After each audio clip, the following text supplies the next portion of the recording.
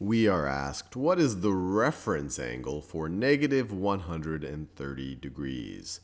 So a reference angle is a bit of terminology for an angle that can sometimes be useful when you're trying to use a unit circle definition of trig functions to figure out the value of those functions or those ratios. So let's draw a coordinate axis here.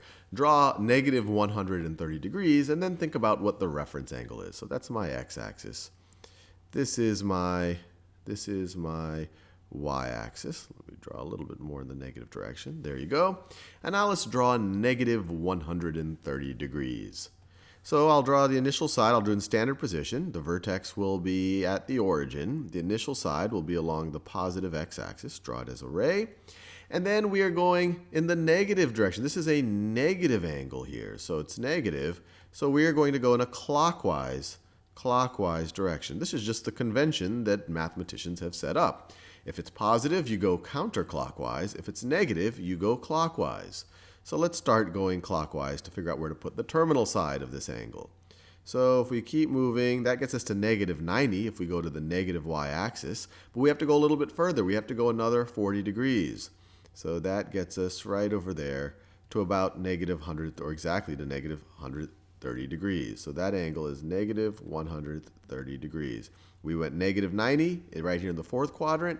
Then we went another negative 40 right over here in the third quadrant. And now we can draw our terminal side. So we've drawn the angle. Now, what you're going to see when you're using the unit circle definition, and I haven't drawn a unit circle here. I could if I want. I could really quickly draw a unit circle. That looks like more like a unit ellipse. Well, there's no such thing as a unit ellipse, but because the radius changes in an ellipse. But let me try to draw a unit circle. Is when you use a unit circle definition, you'll often want to say, okay, well, the x and y coordinates of this point of intersection are going to define my trigonometric functions. So how can I figure that out? Well, you could draw a triangle. You could draw a triangle here, and a right triangle here. And if you draw a right triangle here, then all of a sudden, this angle starts to become really important to figure out potentially the sides of that triangle, and then you can figure out the x and y coordinates.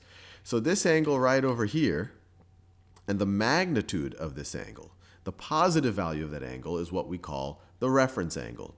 So the reference angle is the positive angle. You could kind of view it as the closest positive angle between the terminal side and the x-axis, wherever the closest point on the x-axis. So this angle right over here. So that is our reference angle, and it is always positive, because you really just use that to set up a triangle, like I just talked about, to figure out what the angles of that triangle might be and what the sides of that triangle might be.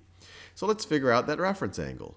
Well, to get all the way back to the negative x-axis, you just have to go another 50 degrees, because then you're at negative 180. And we won't say negative 50 degrees, because the reference angle is always going to be positive. We just want to know the magnitude of that angle. So that right over there is, let me just write here, the reference angle is going to be, in this scenario, is going to be equal to 50 degrees.